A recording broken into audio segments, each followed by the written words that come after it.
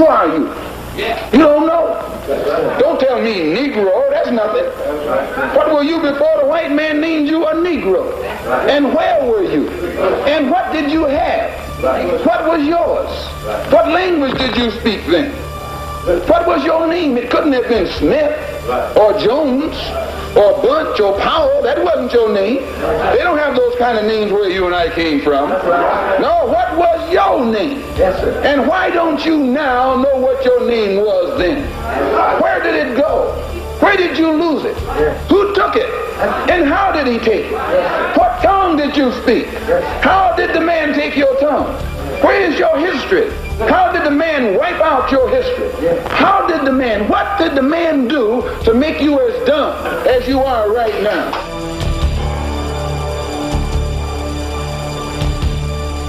The white man is your enemy, whether you're a Baptist, whether you're a Methodist, whether you're a Episcopalian, or whether you're a Muslim, or whether you're a Mason, or whether you're an elf. If you find yourself running into opposition when you're looking for freedom, justice, and equality, or some kind of right, you have to agree, always the one who opposes your right is the white man.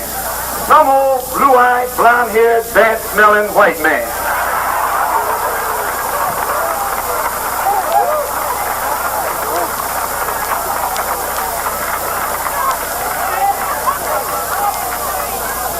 And he doesn't like you any better than he likes me.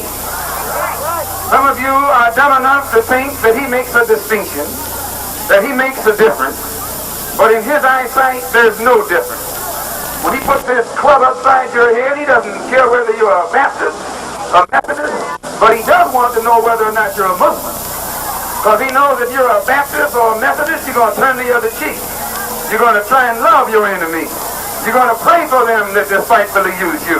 So he's not worried about you. But he knows if you're a Muslim, you're not going to turn the other cheek. If you pray for him, you pray that God kills him, or God helps you to kill him. That's the only kind of prayer you pray.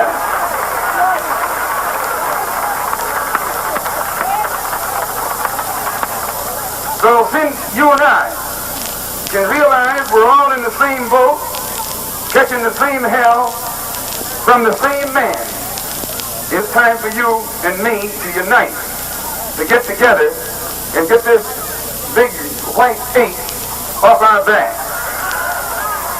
You got a bad habit. You're hooked and don't know it. You got what's known as white disease. You think you can't get along without the white man. You think you can't get some clothes without the white man. You think you can't get a house without the white man. You think you can't even get a job without the white man. You're worse than a man who thinks he can't get along without heroin. You're worse than the man who thinks he can't get along without morphine. You're worse than the junkie. You're in worse shape than the junkie because the junkie only has a little monkey on his back and you're running around with a big white ape named Uncle Sam on your back.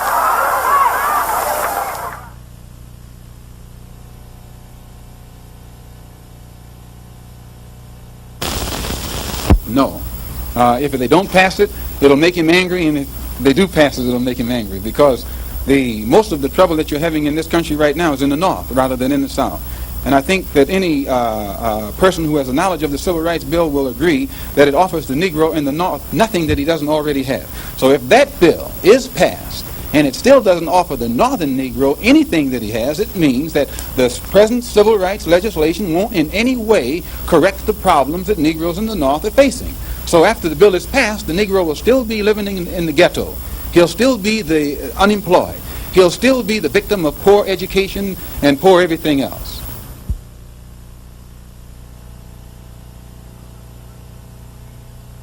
Now, brothers and sisters, we believe that we who declared ourselves to be righteous Muslims should not participate in wars which take the lives of humans. As Muslims, we don't go to war. We don't get drafted. We don't join anybody's army. We don't teach you not to go because they put us in jail for sedition. I would never tell you not to go. I wouldn't be that dumb. But I sure would tell you if you're dumb enough to go, that's up to you.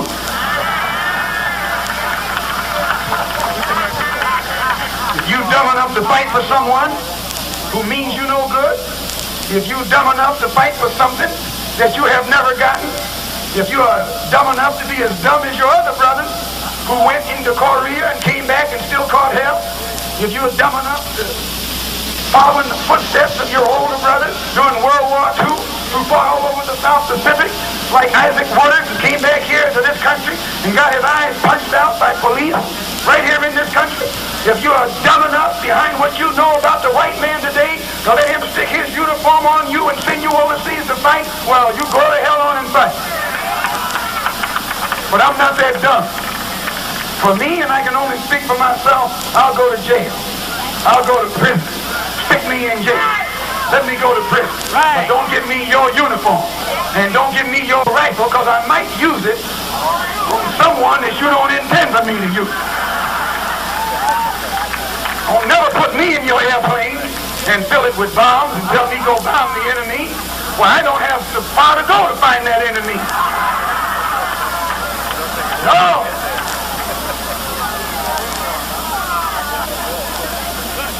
We do not believe that this nation should force us to take part in such wars, for we have nothing to gain from it unless America agrees to give us necessary territory wherein we may then have something to fight for.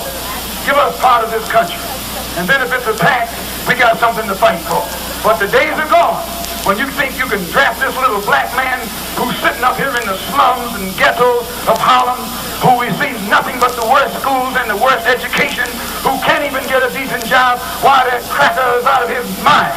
If he thinks our people are dumb enough to go running after him today into some kind of war that he's going to instigate and start for his own mercenary benefit. Those days are over. We believe, yes, let him fight his own war. Let him fight his own battle.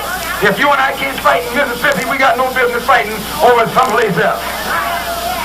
If we're going to be nonviolent at home, we're going to be nonviolent abroad. We believe that we're at the time now when God, the Prince of Peace, has a desire to set up his kingdom here on this earth. But we do not believe that God can establish a kingdom of peace until he first removes from the planet the warmonger, the war maker, the troublemaker. So today, we believe religiously that God is after the white man, that God is rounding them up, that God is bringing them together, dumping them all in one spot for the sole purpose of casting all of them into the lake of fire.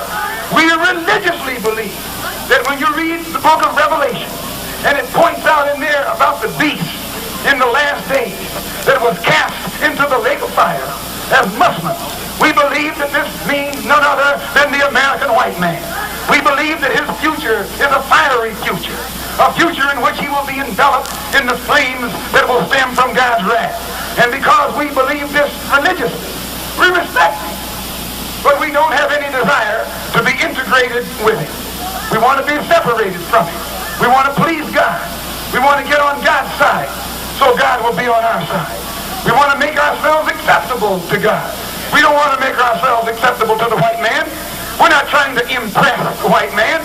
We shake his hand, we show him respect, but we're not trying to make no love with the white man. Let him love his own kind and let us love our own kind.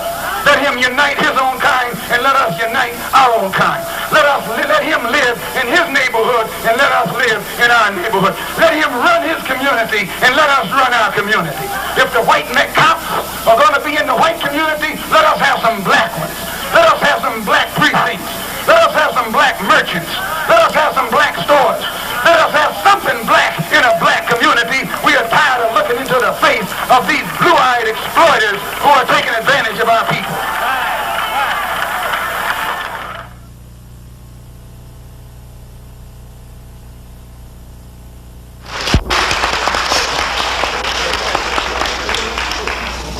I want to thank Brother Jesse Gray for the invitation to come here this afternoon and participate in this rally, which I believe is for the good of the community, the good of the black community. And anything that's good for the black community, the white man should realize it is good for his community.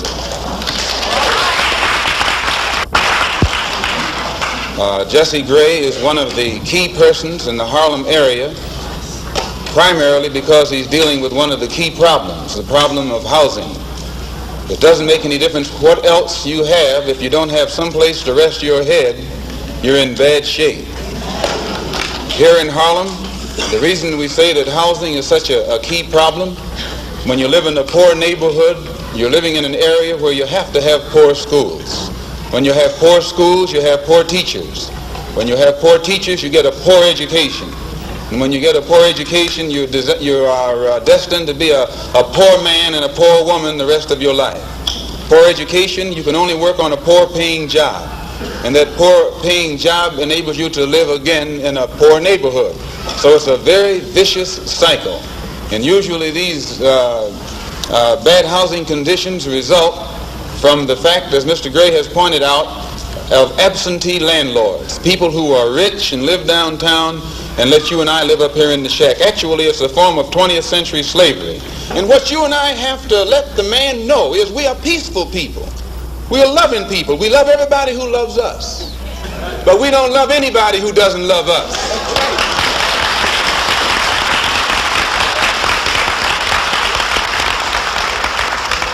We're nonviolent with people who are nonviolent with us.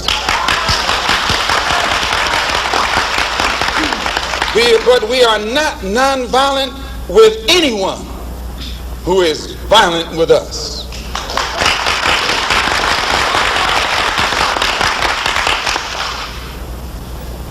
Once those intentions are made known, we can get to the nitty-gritty of the problem. We can get to the core of the problem. We can get to the root of the problem. And then we can correct the problem. There's been a lot of talk said recently because I was supposed to have said something about Negroes should buy rifles. White people have been buying rifles all their lives. No commotion. I see an editorial right here in a paper they call the Journal American. One that we happen to have a suit against for around $6 million for saying the wrong thing a few years ago. It says that we're supposed to be organizing some kind of Negroes to arm themselves with rifles and shotguns for self-defense. America is based upon the right of people to organize for self-defense. This is in the Constitution of the United States. You read it for yourself. Brother James had the Constitution. He brought the Constitution in with him. I don't know why. What is that? No, what article is that? Second Amendment. The Second Amendment to the Constitution spells out the right of people under this particular governmental system to have arms to defend themselves. All of you know I'm not an integrationist. I'm a believer in the Honorable Elijah and follower of the Honorable Elijah Muhammad. Right. I'm still a Muslim. My religion is Islam. Right. I run into some obstacles in the Nation of Islam, and I feel that I can best serve the Honorable Elijah Muhammad's purpose and program and carry into existence what I feel, I understand, concerning his objectives better on the outside than I can on the inside. And now that I have the independence of action, it's my intention to work with everybody or against everybody, whatever the case may be, to try and get some kind of immediate solution to the problems that are confronting our people. I still believe the best thing for us to do is go back home to Africa. But while we're getting ready to go back, we've got to eat now, we've got to sleep now, we have to have some clothes now, our children have to go to school, and we need some place to work. So whatever kind of action program can be devised to get us the things that are ours by right, then I'm for that kind of action no matter what the action is. I don't think when a man is being criminally treated that some criminal has the right to tell that man what tactics to use to get the criminal off his back. When a criminal starts misusing me, I am going to use whatever necessary to get that criminal off my back. And the injustice that has been inflicted upon Negroes in this country by Uncle Sam is criminal. Don't blame a cracker in Georgia for your injustices. The government is responsible for the injustices. The government can bring these injustices to halt.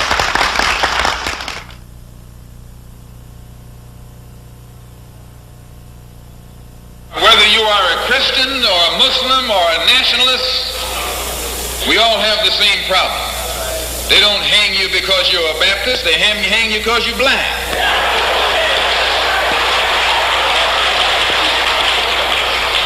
They don't attack me because I'm a Muslim, they attack me because I'm black. They attack all of us for the same reason. All of us catch hell from the same enemy. We're all in the same bag, in the same boat. We suffer political oppression, economic exploitation, and social degradation. All of them from the same enemy. The government has failed us. You can't deny that. Anytime you live in the 20th century and you walking around here singing, "We shall overcome," the government has failed.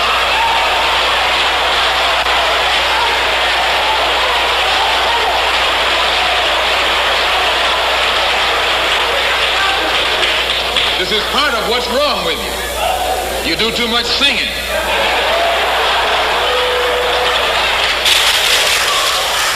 Today it's time to stop singing and start swinging.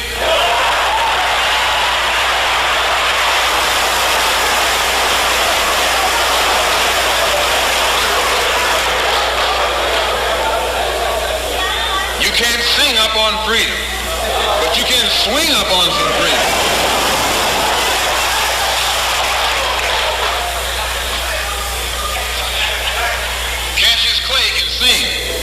But singing didn't help him to become the heavyweight champion of the world.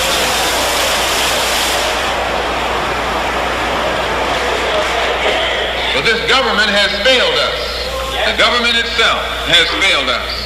And the white liberals who have been posing as our friends have failed us. And once we see that all these other sources to which we've turned have failed, we stop turning to them and turn to ourselves. We need a self-help program, a do-it-yourself philosophy, a do-it-right-now philosophy. It's already too late philosophy.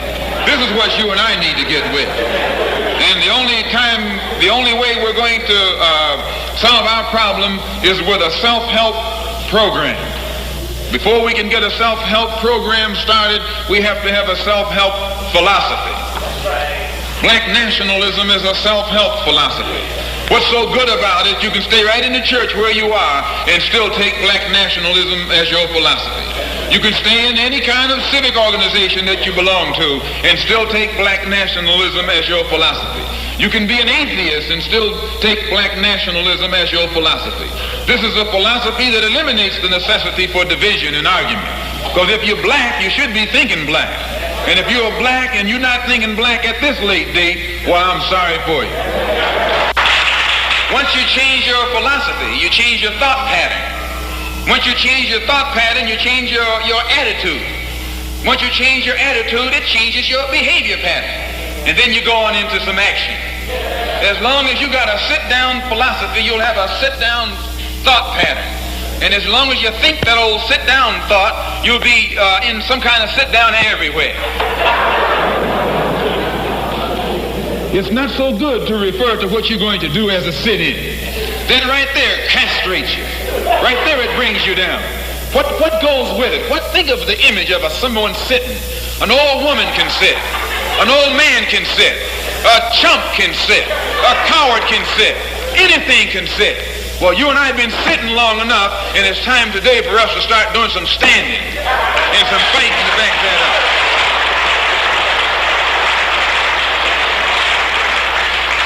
When we look at other parts of this earth upon which we live, we find that black, brown, red, and yellow people in Africa and Asia are getting their independence.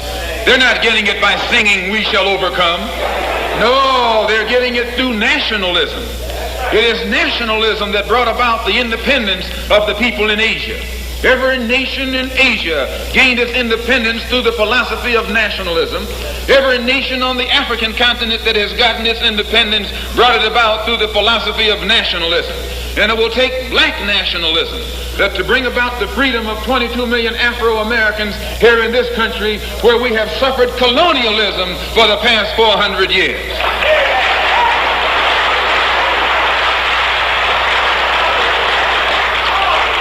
America is is just as much a colonial power as England ever was. America is just as much a colonial power as France ever was. In fact, America is more so a colonial power than they, because she's a hypocritical colonial power behind it.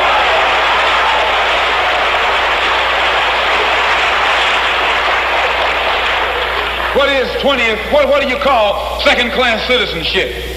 Why, that's colonization. Second-class citizenship is nothing but 20th century slavery. How are you going to tell me you're a second-class citizen?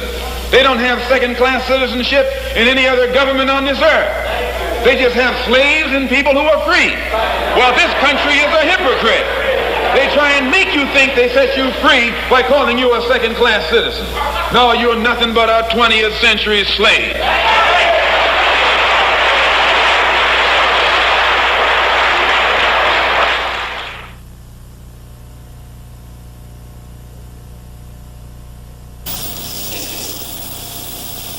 Minister Malcolm, you have suggested that there are all kinds of movements in Harlem growing that you and I don't know about. Oh yes, frustration itself has been sufficient. All that was necessary to make Negroes realize the importance of banding together.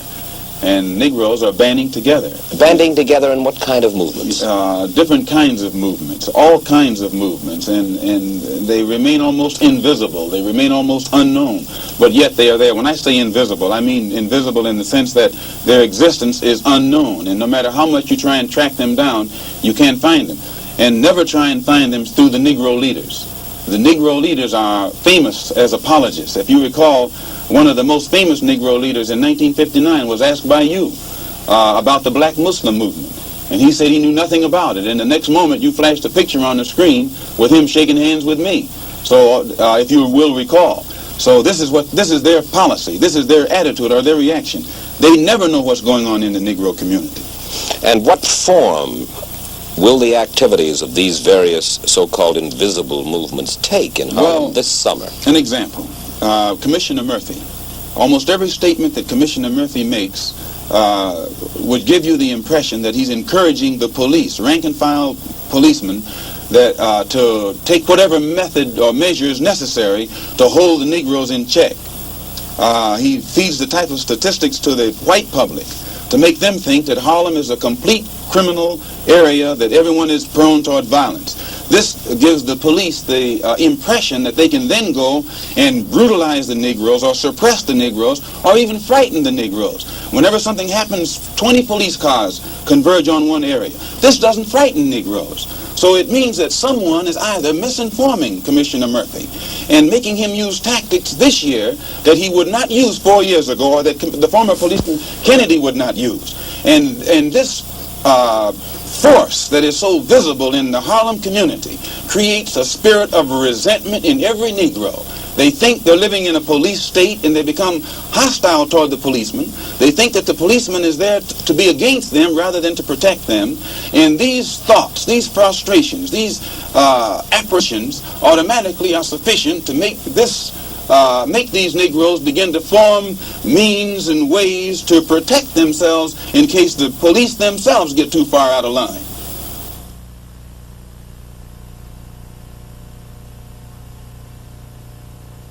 I'm no politician. I'm not even a student of politics. I'm not a Republican, nor a Democrat, nor an American, and got sense enough to know it.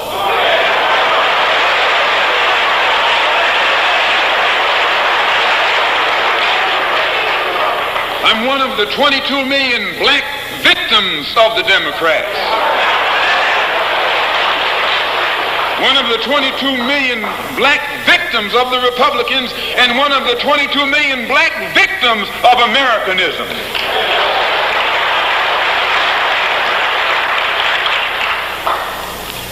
And when I speak, I don't speak as a Democrat or a Republican, nor an American. I speak as a victim of America's so-called democracy.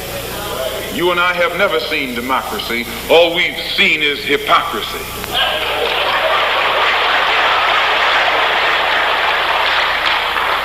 When When we open our eyes today and look around America, we see America not through the eyes of someone who has enjoyed the fruits of Americanism. We see America through the eyes of someone who has been the victim of Americanism.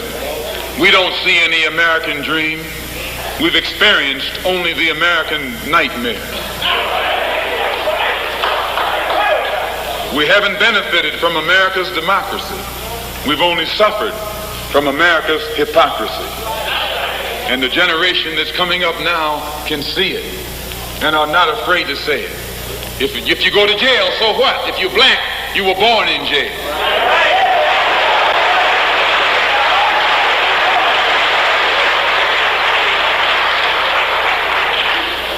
If you black, you were born in jail. In the North as well as the South. Stop talking about the South. Long as you south of the Canadian border, you're South.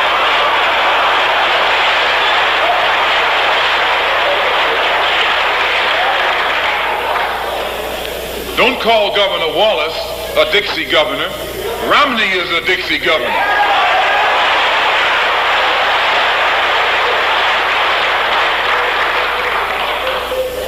$22 million black victims of Americanism are waking up, and they're gaining a new political consciousness, becoming politically mature. And as they develop this political maturity, they're able to see the recent trends in these political elections. They see that the whites are so evenly divided that every time they vote, the race is so close they have to go back and count the votes all over again. And which means that any block, any minority that has a block of votes that stick together is in a strategic position. Either way you go, that's who gets it. You're in a position to determine who go to the White House and who stay in the doghouse. You're the one who has that power. You can keep Johnson in Washington, D.C., or you can send him back to his Texas cotton patch.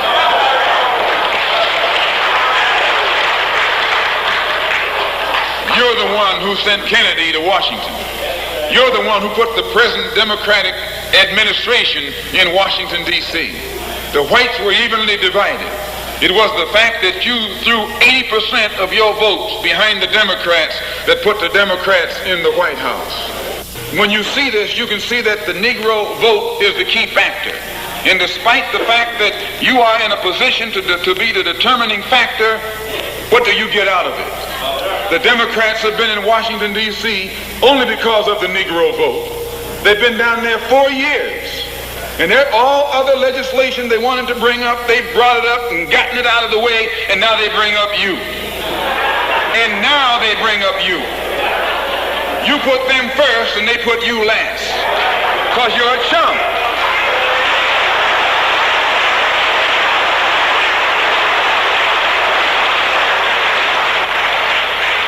A political chump. In Washington, D.C., in the House of Representatives, there are 257 who are Democrats. Only 177 are Republican. In the Senate, there are 67 Democrats. Only 33 are Republicans. The party that you backed controls 2/3 of the House of Representatives and the Senate, and still they can't keep their promise to you because you're a chump.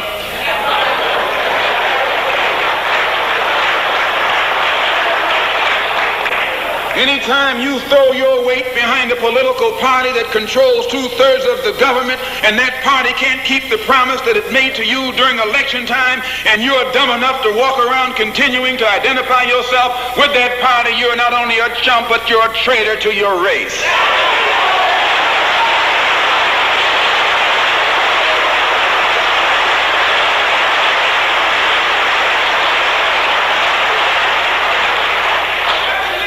And what kind of alibi do they come up with? They try and pass the buck to the Dixiecrats.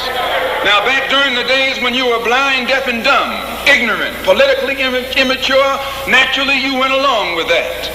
But today, as your eyes come open and you develop political maturity, you're able to see and think for yourself. And you can see that a Dixiecrat is nothing but a Democrat in disguise. You look at the structure of the government that controls this country. It's controlled by 16 senatorial committees and 20 congressional committees. Of the 16 senatorial committees that run the government, 10 of them are in the hands of Southern segregationists. Of the 20 congressional committees that run the government, 12 of them are in the hands of Southern segregationists. And they're going to tell you and me that the South lost the war.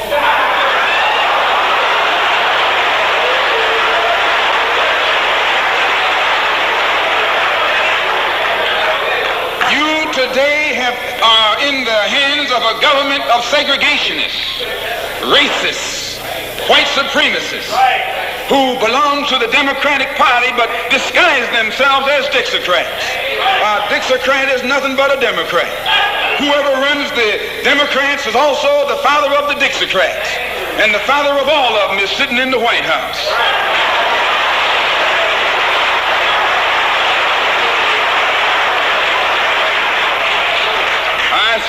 I say it again.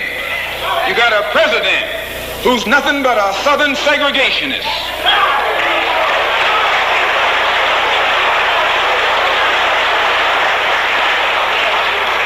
From the state of Texas. They'll lynch you in Texas as quick as they'll lynch you in Mississippi. Only in Texas, they lynch you with a Texas accent. In Mississippi, they lynch you with a Mississippi accent. And the first thing the cracker does when he comes in power, he takes all the Negro leaders and invites them for coffee to show that he's all right. Oh, I say, you've been misled. You've been had. You've been took.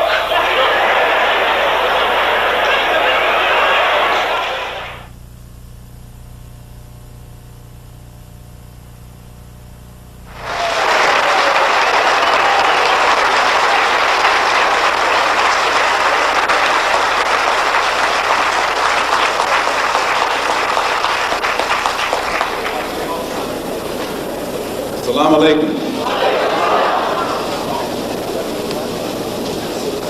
Mr. Moderator, our distinguished guests, brothers and sisters, our friends and our enemies.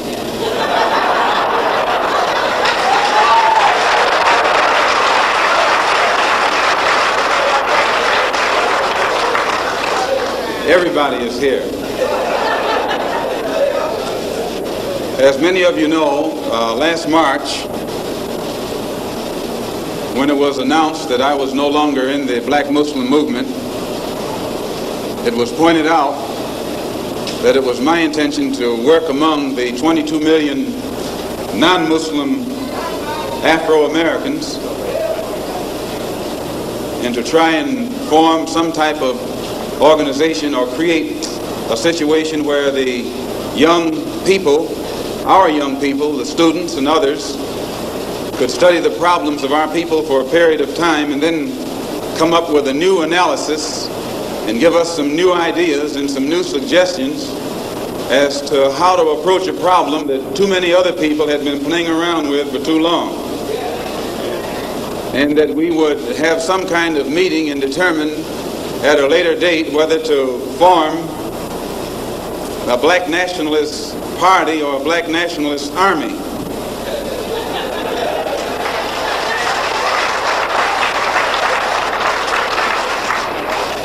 There have been many of our people across the country from all walks of life who have taken it upon themselves to try and pool their ideas and to come up with some kind of solution to the problem that confronts all of our people. And tonight we are here to try and get an understanding of what it is they've come up with. Also, recently, when I was blessed to make a trip or a pilgrimage, a religious pilgrimage to the holy city of Mecca, where I met many people from all over the world, plus spent many weeks in Africa trying to broaden my own scope and get more of an open mind to look at the problem as it actually is. One of the things that I realized, and I realized this even before going over there, was that our African brothers have gained their independence faster than you and I here in America have. They've also gained recognition and respect as human beings much faster than you and I. Just 10 years ago on the African continent, our people were colonized. They were suffering all forms of colonization, oppression, exploitation, degradation, humiliation, discrimination, and every other kind of Asian. And in a short time, they have gained more independence, more recognition, more respect as human beings than you and I have. And I live in a country which is supposed to be the citadel of education, freedom, justice, democracy, all of those other pretty soundings. So it was our intention to try and find out what was our African brothers doing to get results so that you and I could study what they had done and perhaps gain from that study or benefit from their experiences. And my traveling over there was designed to help to find out how. One of the first things that the independent African nations did was to form an organization called the Organization of African Unity. The purpose of our organization of Afro-American Unity, which has the same aim and objective, to fight whoever gets in our way.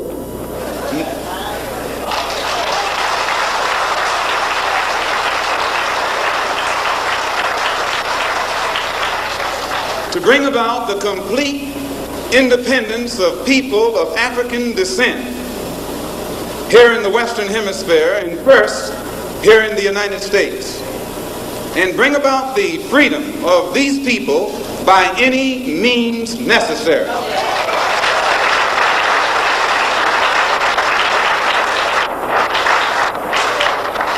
That's our motto. The purpose of our organization is to start right here in Harlem, which has the largest concentration of people of African descent that exists anywhere on this earth. There are more Africans here in Harlem than exist in any city on the African continent, because that's what you and I are, Africans.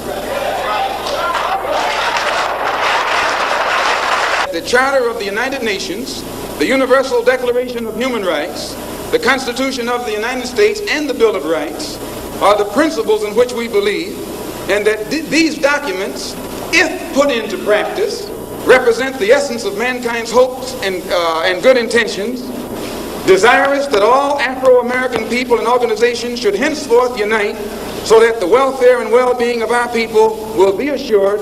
We are resolved to reinforce the common bond of purpose between our people by submerging all of our differences and establishing non-sectarian constructive programs for human rights. We hereby present this charter. Number one, the establishment. The Organization of Afro-American Unity shall include all people of African descent in the Western Hemisphere. In essence, what it is saying, instead of you and me running around here seeking allies in our struggle for freedom, in the Irish neighborhood or the Jewish neighborhood or the Italian neighborhood, we need to seek some allies among people who look something like we do. And once we get their allies, it's time out for you and me to stop running away from the wolf right into the arms of the fox, looking for some kind of help. That's a drag. Number two, self-defense.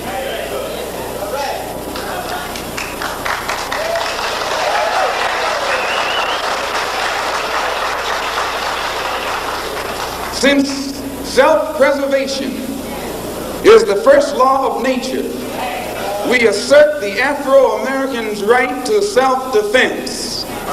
The Constitution of the United States of America clearly affirms the right of every American citizen to bear arms.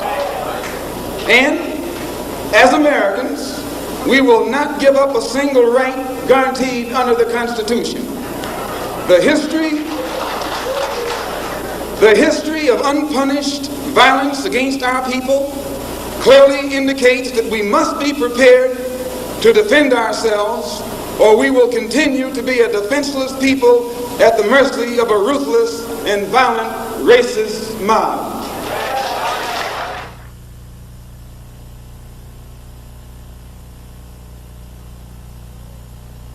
I wanted you to know that my house was bombed. It was bombed by the black Muslim movement upon the orders of Elijah Muhammad. Now they had come around they had planned to do it from the front and the back so that I couldn't get out. They covered the front completely, the front door. Then they had come to the back, but instead of getting directly in the back of the house and throwing it this way, they stood at a 45-degree angle and tossed it at the window, so it glanced and went onto the ground. And the fire hit the window, and it woke up my second oldest baby. But the fire burned on the outside of the house. But had that one gone through that window, it would have fallen on a 6-year-old girl, a 4-year-old girl, and a 2-year-old girl. And I'm going to tell you, if it had done it, I'd taken my rifle and gone after anybody in sight. I would not wait. And I say that because of this. The police know the criminal operation of the black Muslim movement because they have thoroughly infiltrated it.